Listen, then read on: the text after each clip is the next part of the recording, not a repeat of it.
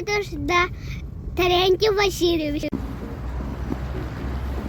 Он надо ходил по этой улице Иеростастова.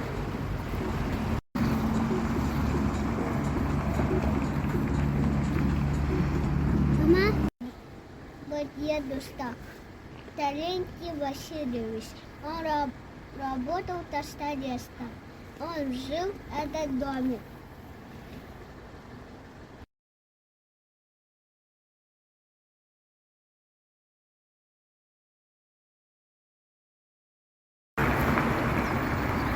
Его работа можно посмотреть в музее.